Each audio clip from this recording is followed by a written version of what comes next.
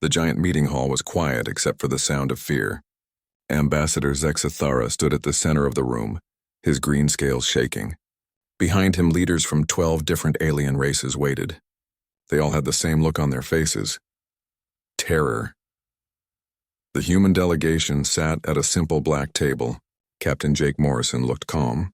Next to him, Admiral Lisa Crawford and General Pete Hamilton watched the aliens without showing any emotion.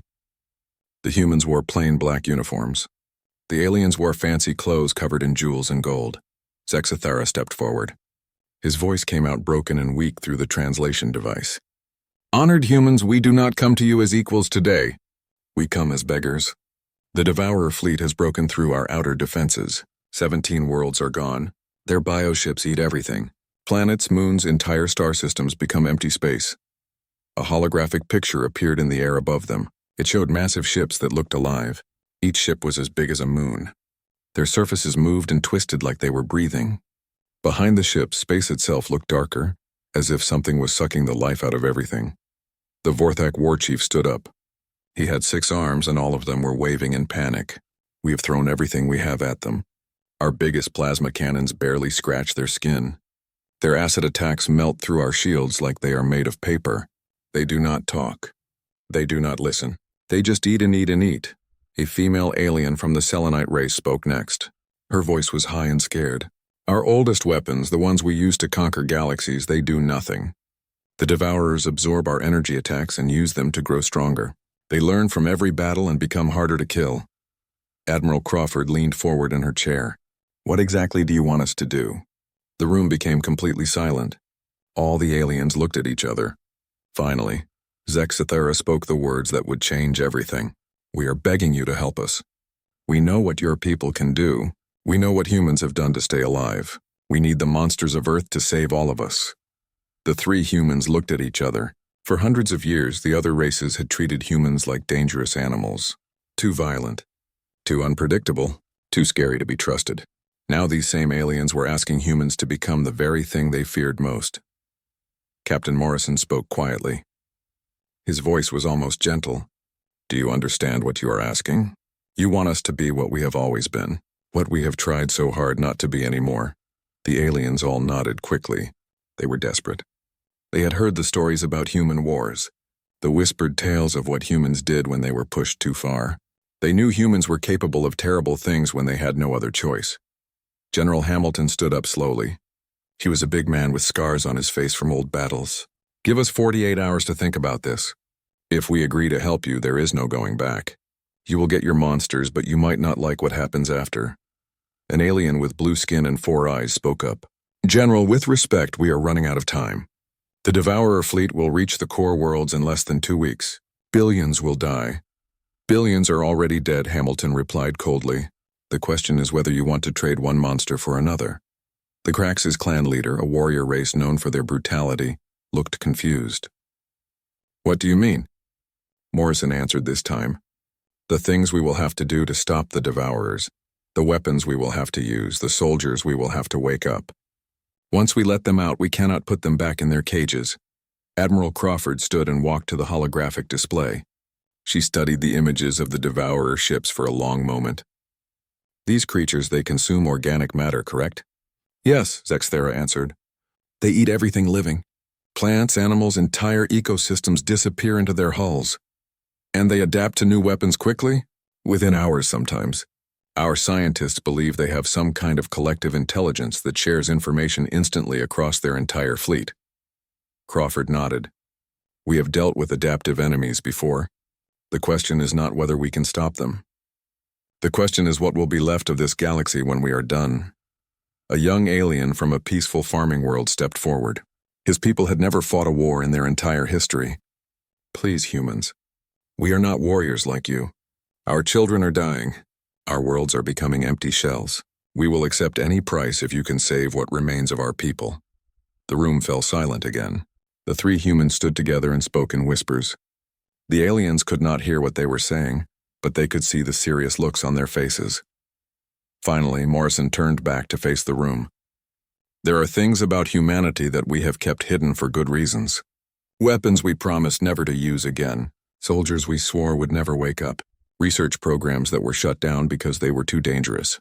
We understand, Zexthara said quickly. We accept full responsibility for whatever you must do. No, Hamilton said firmly. You do not understand. When humans go to war, really go to war, we do not just fight our enemies. We become them. We adapt, we evolve.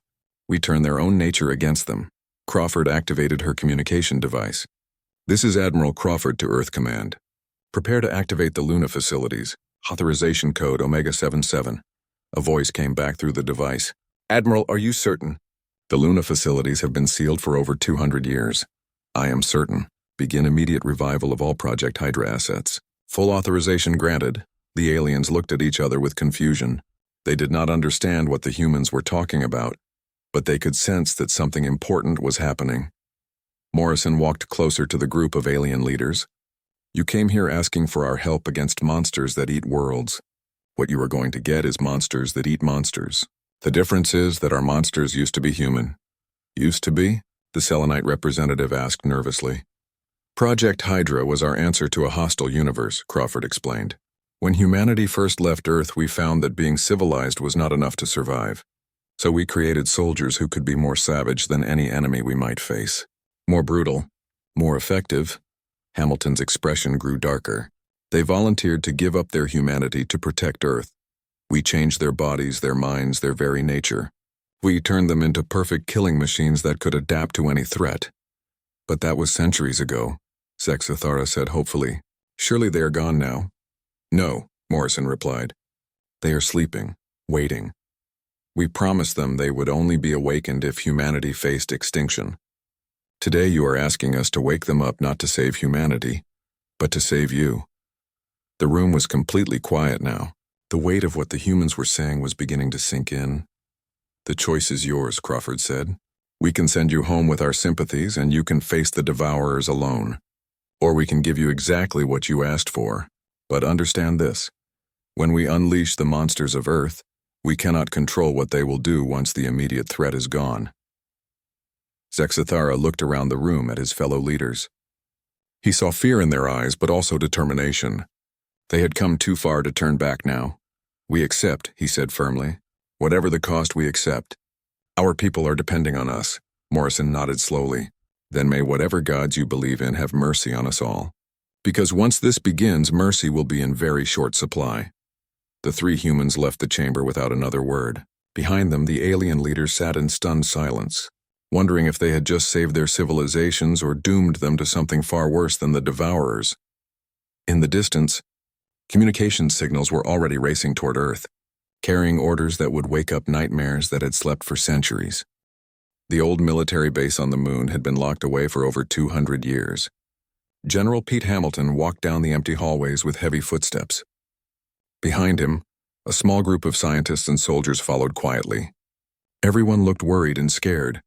The base was completely dark except for their flashlights. Dust covered everything. Warning signs in many different languages covered the walls. Most of them said the same thing in different ways. Danger, keep out, biological hazard. Dr. Rachel Kim stopped walking when they reached a huge metal door. The door was covered in warning symbols. General, are we really sure about this?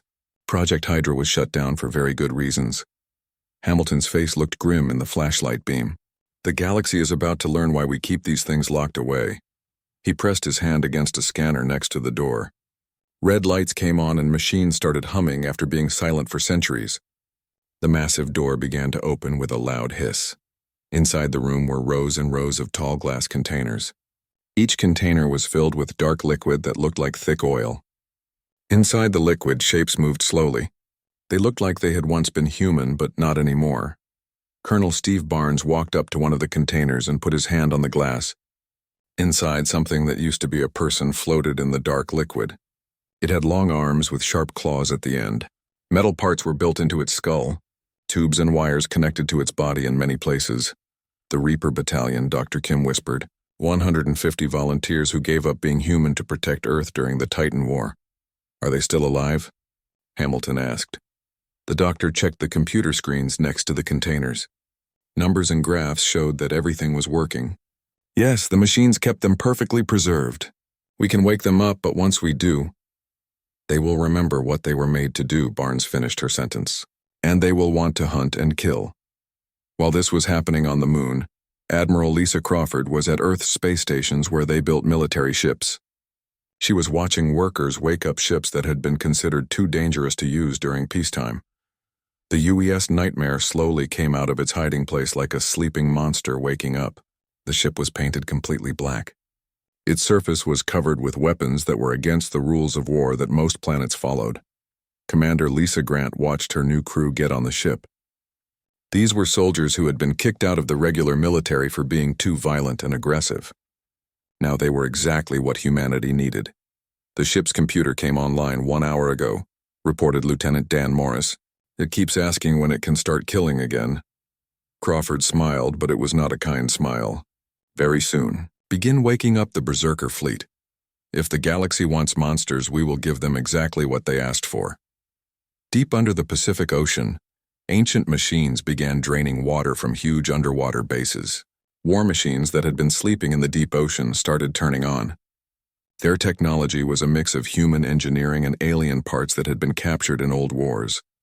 The Leviathan-class biomechanical destroyers were humanity's biggest secret. They were living ships that could feel the fear and pain of their enemies. They fed on terror and became stronger when their opponents were scared. Captain Roy Sullivan stood on the bridge of the UES Kraken as it rose from the ocean depths. The ship was not completely metal like normal spacecraft. Parts of it were alive. The walls pulsed like a heartbeat. The weapons grew from the hull like plants reaching for sunlight. "Systems are coming online, Captain," his first officer reported. "The bioneural networks are hungry. They want to hunt," Sullivan nodded. His brain was connected to the ship through special implants. He could feel what the ship was feeling. Right now it was feeling excited about the possibility of war. Back on the moon, General Hamilton watched as the revival process began for the first Reaper soldier. The dark liquid in the container started to drain away. The creature inside began to move more. Its eyes opened and glowed with a red light. Dr. Kim monitored the vital signs on her computer. Heart rate increasing. Brain activity showing full awareness. Hormone levels indicate extreme aggression. The creature in the container looked around with its glowing eyes. When it saw the humans watching, it smiled. Its teeth were sharp like a wolf's teeth. It pressed its clawed hands against the glass and made scratching sounds. "Hello, Sleeping Beauty," Barnes said quietly. "Time to go to war again." The container opened and the liquid poured out onto the floor. The Reaper soldier stepped out, water dripping from its transformed body. It was still recognizably human in shape, but everything about it had been changed to make it a perfect killer. "Colonel Barnes," the creature said in a voice that sounded like metal scraping against stone. "How long have we been asleep?" 237 years. The Reaper nodded and stretched its claws. "Good, we were getting restless in our dreams." "What needs to die?" All around the facility, more containers were opening. More Reaper soldiers were waking up.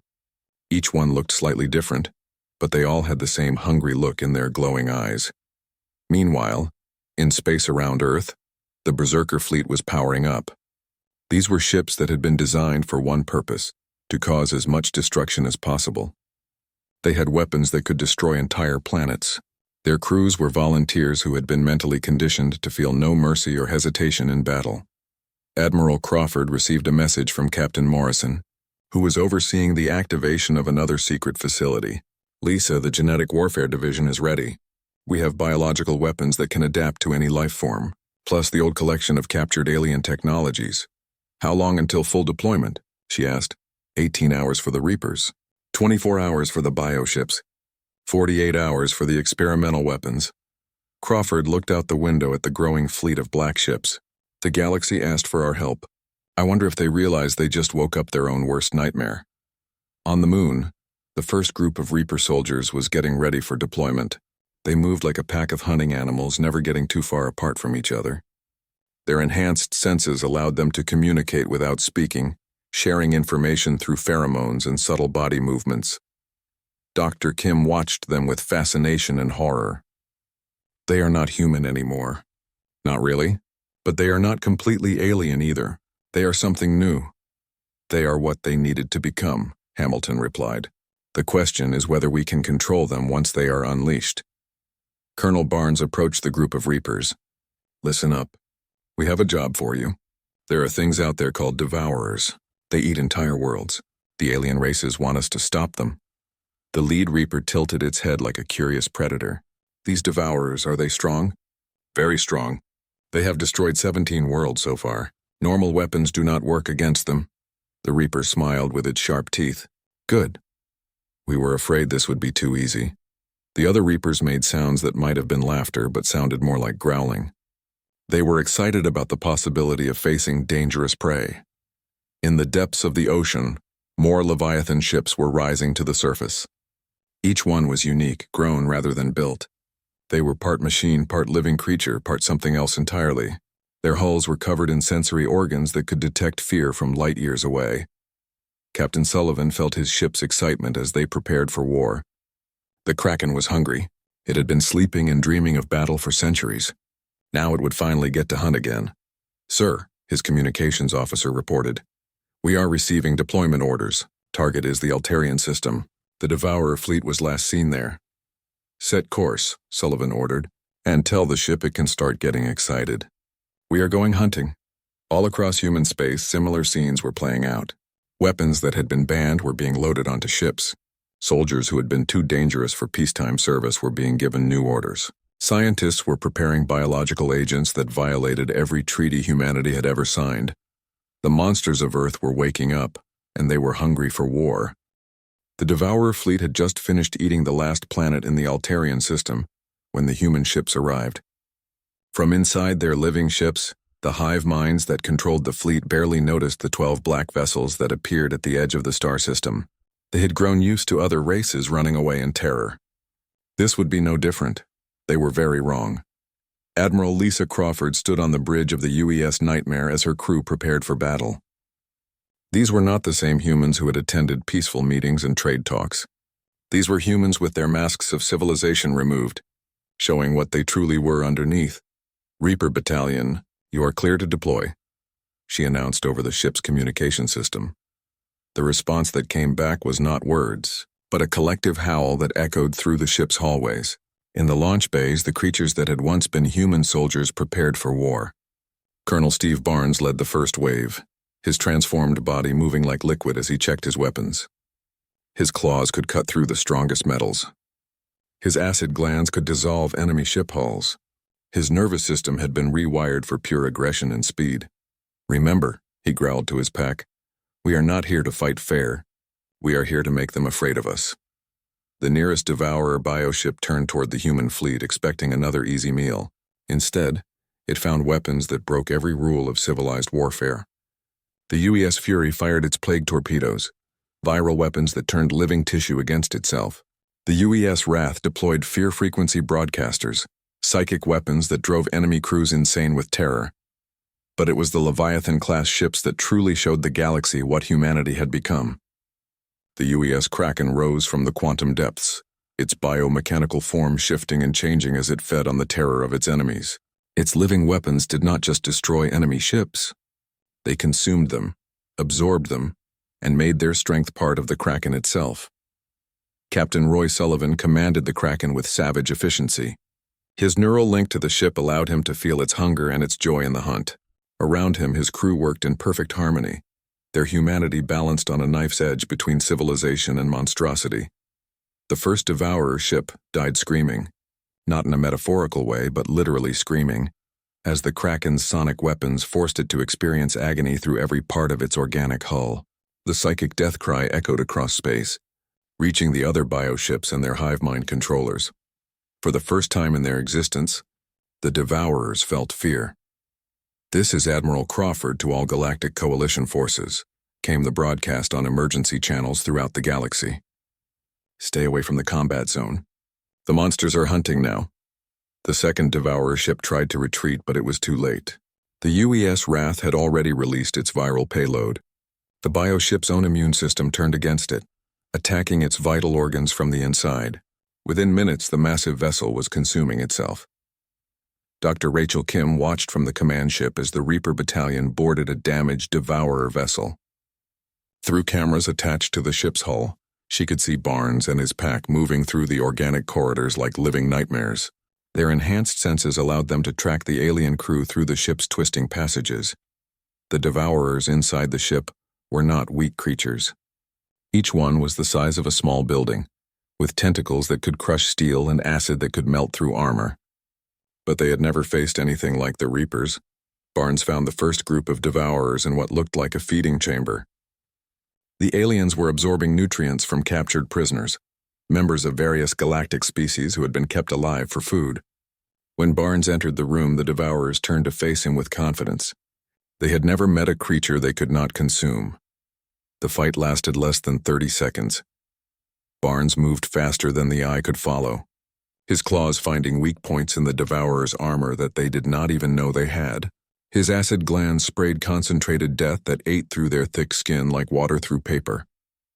When the other Reapers joined him, the slaughter became systematic and efficient. "My God," whispered one of Dr. Kim's technicians as they watched the footage. "What have we become?" "What we always were," Kim replied quietly. "What we had to become to survive in a hostile universe." The third Devourer ship attempted to call for reinforcements, but the UES Fury had already jammed their communications. Worse, the ship's bio-neural network was being invaded by human cyber warfare programs that had been designed to corrupt alien technology. Lieutenant Dan Morris watched his screens as the enemy vessel systems began turning against each other. Their own ship is attacking them from the inside. The bio-neural pathways are being rewritten to serve our commands. On the bridge of the Nightmare, Admiral Crawford smiled with satisfaction. "Patch me through to the enemy flagship." The main screen flickered and showed the interior of the largest Devourer ship. The hive mind that controlled the vessel appeared as a massive brain surrounded by pulsing organic machinery. When it saw Crawford, its mental voice filled with rage and confusion. "What are you?" it demanded. "Your species was supposed to be weak or civilized, harmless." "We were," Crawford agreed pleasantly, "until you made us remember what we really are." The hive mind's anger was replaced by something that might have been fear. "Impossible. We have consumed thousands of species. None have weapons like yours." "That is because none of them were human," Crawford replied. "We do not just fight our enemies. We become them. We adapt, we evolve. We turn your own nature against you." On the screen, the hive mind's organic machinery began to spark and smoke. Human computer viruses were eating through its thought processes, corrupting its ability to control the fleet. "You are monsters," it accused. Crawford's smile grew wider. "Yes, we are. And you asked us to be." The transmission cut off as the Devourer flagship began to tear itself apart. Its own weapon systems had been turned inward, attacking the ship's vital organs. The massive bioship collapsed in on itself like a dying star. The fourth and fifth Devourer vessels tried to retreat, but the Leviathan ships were faster. Captain Sullivan felt his ship's joy as it hunted down the fleeing enemies. The Kraken did not just destroy the bioships. It absorbed their biological components, adding their strength to its own. "Sir," reported his first officer, "we are detecting something unusual. The Devourer ships were not the original creators of this biotechnology." Sullivan raised an eyebrow. "What do you mean?" "The bioship shows signs of forced adaptation. Someone else designed this technology and the Devourers stole it, modified it, used it for their own purposes." This was interesting news. Sullivan ordered his ship to capture one of the remaining Devourer vessels intact. The Kraken's organic tentacles wrapped around the enemy bioship like a spider capturing prey. Within minutes, human technicians were aboard studying the alien technology. What they found was disturbing. The bioships contained genetic markers from dozens of different species. The Devourers had not evolved this technology naturally. They had taken it from others, combining and modifying biological systems from conquered worlds. "Admiral," Sullivan reported to Crawford, "we have a problem. The Devourers are not the original threat. They are scavengers, carrion feeders. Someone else created this biotechnology, and that someone might still be out there." The implications were staggering. If there was a species powerful enough to create the Devourer biotechnology, and if the Devourers were just their failed experiment or escaped tools, then humanity might be facing an enemy far more dangerous than they had imagined. But for now, the immediate threat was contained. The Devourer fleet in the Altarian system was destroyed or captured. Human forces were already adapting the bioships for their own use, turning the enemy's weapons against them. Colonel Barnes and his Reapers had finished their work aboard the captured vessels. What emerged from the bioships 20 minutes later barely resembled the creatures that had entered. The Devourers had been transformed into something else entirely. Hybrid beings that served human will, their original consciousness replaced by something more efficient and obedient. "Status report," Crawford requested. "All enemy vessels neutralized or converted," Barnes reported. "We have 17 new bioships ready for human service." The conversion process was successful. Dr. Kim reviewed the data from the battle. The human forces had not just won. They had completely dominated an enemy that had destroyed 17 worlds. More importantly, they had learned to use the Devourers' own weapons against them. "What are your orders, Admiral?" asked Captain Morrison from his position aboard the command vessel. Crawford looked at the tactical display showing the locations of other Devourer fleets throughout the galaxy. There were dozens of them, spread across hundreds of star systems. Each one represented billions of lives at risk. "We hunt them all," she said simply. "Every last one of them. And when we find whoever created them, we hunt them too."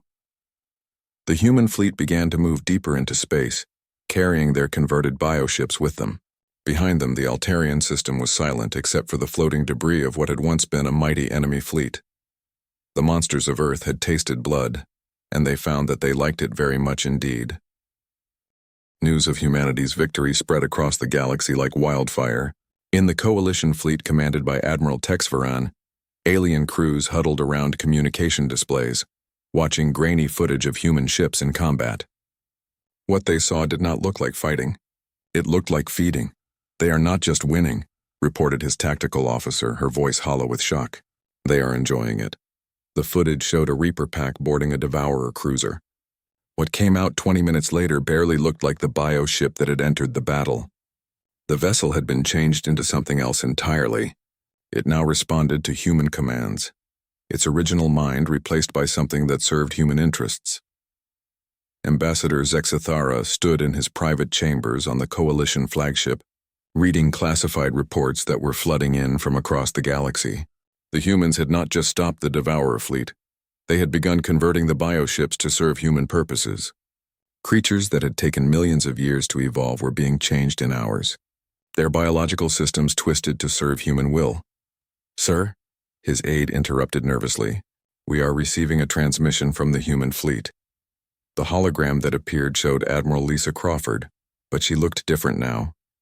Her eyes held a predatory gleam that had not been there before. When she smiled, her teeth seemed somehow sharper than they had been. "Ambassador," she said pleasantly, "we wanted to give you an update on our progress. The immediate Devourer threat has been neutralized. However, we have discovered something very interesting about their technology." The display changed to show the interior of a captured bioship. Human technicians worked alongside creatures that were hard to describe. They looked like organic machines that pulsed with alien life. Their surfaces were covered with modifications that seemed to blend technology with living flesh in ways that hurt to look at. "It seems the Devourers were not the original creators of this biotechnology," Crawford continued. "They stole it from someone else, someone who might still be out there in the galaxy." Zexthara felt his blood turn to ice water. "What are you saying?" "I am saying this might just be the beginning of our problems. And now that we have had a taste of war again, well," Crawford's smile became wider and more predatory, "we find ourselves rather hungry for more." The transmission ended, leaving the ambassador staring at a blank screen. Around him, his staff exchanged worried glances. They had asked for humanity's help. They had begged for the monsters of Earth to save them from extinction. Now they were beginning to understand the true cost of that desperate request. 3 months after the first battle, reports began coming in from across Coalition space. Human ships were appearing in systems where no Devourers had been detected. They claimed to be conducting security sweeps and preventive measures, but their actions looked more like conquest than protection. The Vorthak Empire was the first to protest. Their war chief sent an angry message to the Coalition Council. "The humans have occupied our outer colonies. They claim our weapons research violates galactic safety standards. They are dismantling our defense fleets. Similar complaints came from other worlds. The Selenite Confederacy reported that human bioships had landed on their research stations. The Crax's clans found their slave-trading operation shut down by Reaper battalions, who seemed to take personal pleasure in freeing the captives.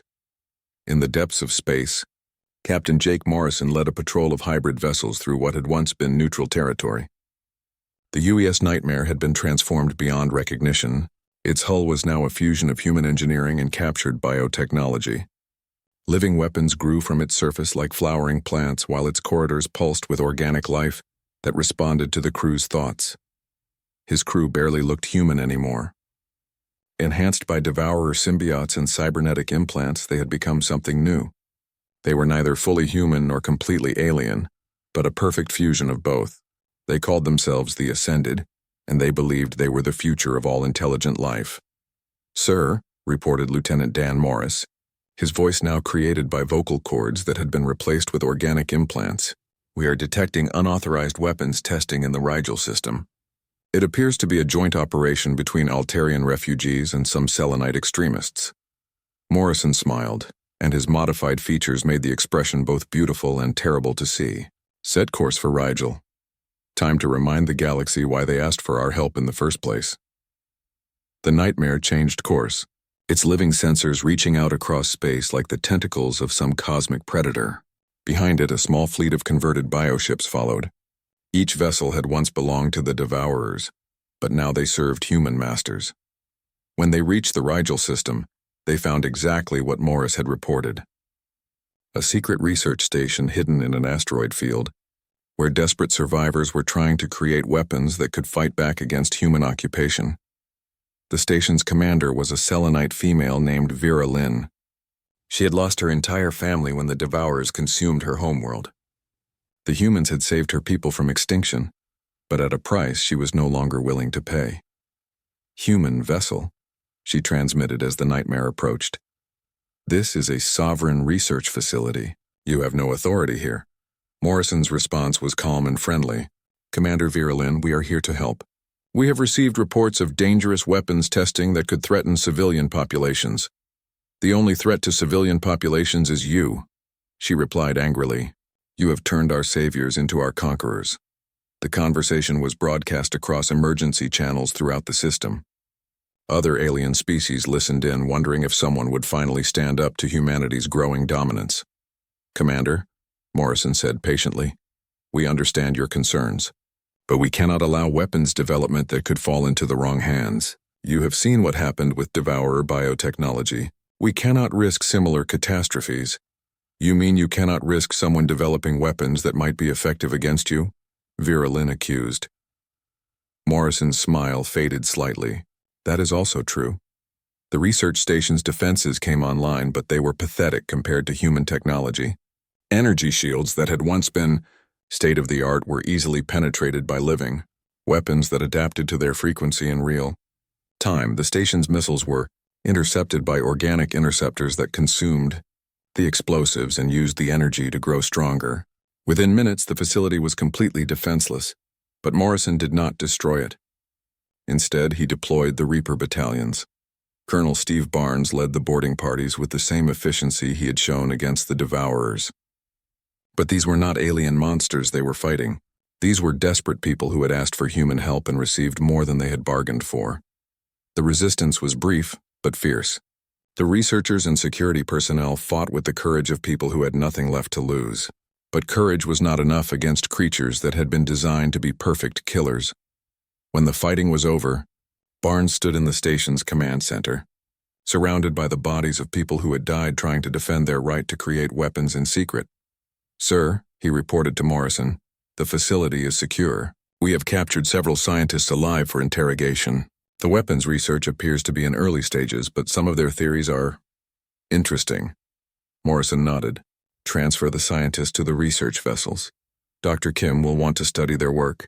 As for the station, he'd convert it," Barnes suggested. "It has good infrastructure. With some biological modifications, it could serve as an outpost." "Make it so." Within hours, the research station was undergoing transformation. Human biotechnology began growing through its corridors like cancer, replacing metal walls with living tissue. The surviving alien researchers found themselves guests in a facility that was no longer quite the same place they had worked.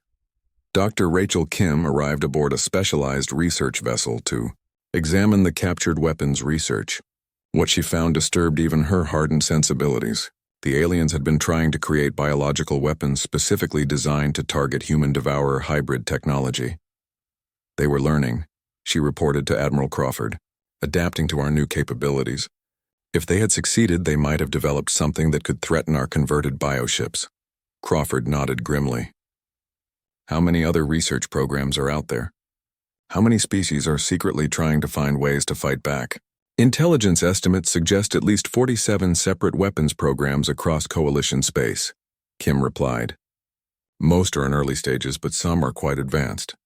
Then we have work to do. The orders went out across human space. Every secret research facility, every hidden weapons program, every attempt to develop technology that could threaten human dominance was to be located and neutralized. The galaxy had asked for protection from the Devourers. What they got was protection from everything, including their own attempts to protect themselves. 6 months after the first Devourer attack, the transformation of galactic civilization was nearly complete. Species that had once held dominion over vast territories now found themselves under human protection. Their military forces had been disbanded for their own safety. 1 year after the Devourer War, the galaxy had learned to fear a new name, the human hegemony. What had started as a desperate plea for help had grown into something far more complex and terrifying. Ambassador, Zexathara walked through the changed corridors of what had once been a Coalition space station. Now it served as the regional headquarters for human peacekeeping operations. The sterile metal walls had been replaced with organic architecture that pulsed with hybrid life. Human guards, their bodies enhanced with captured Devourer biotechnology, watched him with eyes that held no trace of their former humanity. He was brought to a vast chamber where Admiral Lisa Crawford held court. She sat in a throne-like structure that had been grown rather than built. Its living surface responded to her thoughts and emotions. Around her, the transformed members of humanity's war machine served as both advisors and enforcers. Ambassador, Crawford greeted him warmly, though the warmth felt predatory. How good of you to visit us. I trust your people are adjusting well to the new order. The new order was humanity's polite term for their systematic transformation of galactic civilization. Species that had once ruled vast territories now found themselves under human protection. Their military forces had been disbanded. Their most dangerous technologies had been confiscated or destroyed. The Hegemony Coalition has voted to protest the occupation of the Vorthak systems, Zexathara said carefully. They were our allies in the war against the Devourers. Crawford's smile never changed. Were they? Our investigation showed that certain Vorthak factions had been conducting illegal experiments with Devourer biotechnology. We could not allow such dangerous research to continue. Through the chamber's organic windows, Zexathara could see the Vorthak homeworld below. Once a proud warrior culture, they had been reduced to a client state in less than 6 months. Their population centers were now guarded by converted Devourer creatures that answered to human handlers. The Vorthak had not given up their independence willingly. They had fought back with everything they had. But their plasma cannons and energy shields were useless against living weapons that adapted in real time. Their proud warrior traditions meant nothing against Reaper battalions that moved like nightmares through their cities. You promised you would stop when the threat was eliminated, the ambassador said. Desperately, we did stop the Devourers, replied General Pete Hamilton, emerging from an alcove where he had been communing with a biological computer system. His body showed extensive modification. Cybernetic implants interfaced directly with captured alien technology. But in doing so, we discovered so many other threats. The Selenite weapons programs, the Kraxus slave trade, the systematic exploitation of primitive species by the so-called civilized races. Crawford nodded approvingly. It seems the galaxy is full of monsters, Ambassador. We are simply making sure the right monsters are in charge. The truth was more complex than either human was admitting. The conversion process had changed them as much as it had changed their enemies. Each victory made them hunger for more. Each conquered world fed their growing sense of superiority. They were no longer the same species that had reluctantly agreed to help the Coalition. In the depths of space, Captain Jake Morrison led a patrol of hybrid vessels through what had once been contested territory. The UES Nightmare had been transformed beyond recognition. Its hull was now a fusion of human engineering and captured biotechnology. Living weapons grew from its surface like flowering vines, while its corridors pulsed with organic life that responded to thought. His crew barely resembled their former selves. Enhanced by Devourer symbiotes and cybernetic implants, they had become something new. They were neither fully human nor alien, but a perfect fusion of both. They called themselves the Ascended, and they believed they were the future of intelligent life.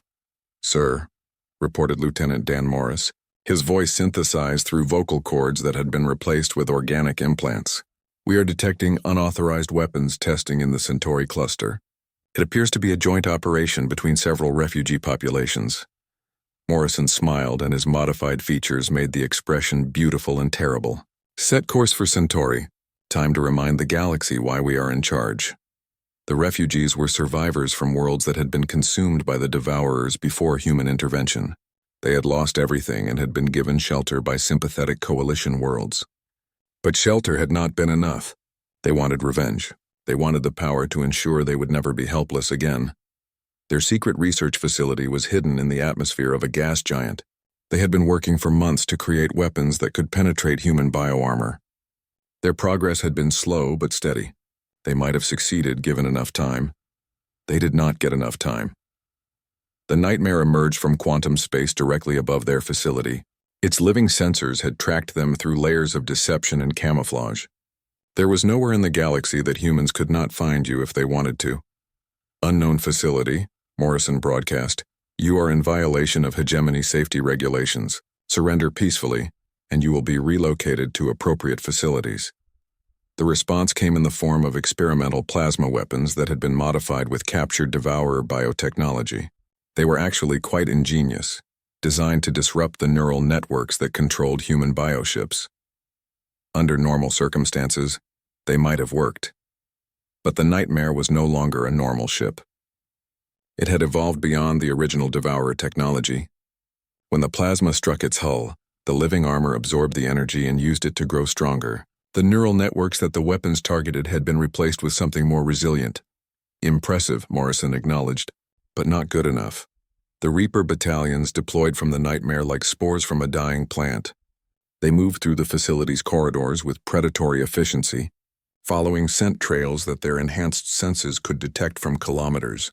Away, Colonel Steve Barnes found the main research lab, where a dozen scientists from various species were working frantically to complete their weapons project. They looked up as he entered, and he saw fear in their eyes, but also determination. They knew they were going to die, but they were not going to surrender. The fight was brief but brutal. The scientists had personal weapons and some combat training, but they were researchers, not soldiers. Barnes and his pack had been designed specifically to kill in the most efficient way possible. When it was over, Barnes stood among the bodies and felt a familiar satisfaction. These people had been trying to create weapons that could hurt humans. They had been plotting rebellion against the New Order. They had been eliminated before they could become a real threat. "Status report," Morrison requested over the communication channel. "Facility secured," Barnes replied. "Research data captured. All hostile personnel neutralized. Any survivors for conversion?" Barnes looked around the lab. There were a few scientists who were still breathing but badly injured. "3 possibles. The rest are too damaged for the process. Bring them to Dr. Kim. She can always use new subjects for her research." Meanwhile, on Earth's lunar facilities, Dr. Rachel Kim continued her work. The Reaper Battalion had been joined by new volunteers from across the galaxy. Beings from dozens of species who sought the transformation that would make them worthy of humanity's new empire. The process was no longer limited to humans. Any species could be elevated, enhanced, made into something greater than they had been. All they had to do was surrender their original nature and accept human guidance. "The next phase of Project Hydra is ready for implementation," she reported to High Command. "We can begin full-scale conversion of the Outer Rim populations within the year." The response came not in words, but in a wave of approval that flowed through the organic network that connected all of humanity's transformed children. They were no longer bound by individual consciousness. They had become something greater, a collective will that spanned star systems. The conversion centers were already being built. Massive organic structures that could process entire populations, transforming them from whatever they had been into something useful to the hegemony. The process was not painful, they assured potential subjects. It was liberating. It freed them from the limitations of their original forms. Most species resisted at first, but resistance was futile when faced with weapons that could adapt to any defense, and soldiers that felt no mercy or hesitation. One by one, world after world, they accepted conversion rather than face extinction. The Krax's warrior clans held out for 8 months before their final surrender. The Selenite Confederacy lasted only 4 months, their advanced technology useless against enemies that could turn it against them. The peaceful farming world surrendered immediately, recognizing that resistance would only bring suffering. Ambassador Zex Thara submitted his final report to what remained of the Coalition Council. Most of the member species had already accepted conversion or been forcibly integrated into the hegemony. The old Galactic Order was ending. A new one had already begun. We asked for salvation from the Devourers, he wrote, and we received it. The humans saved us from extinction. The price was our freedom, our independence, and ultimately our very nature as separate species.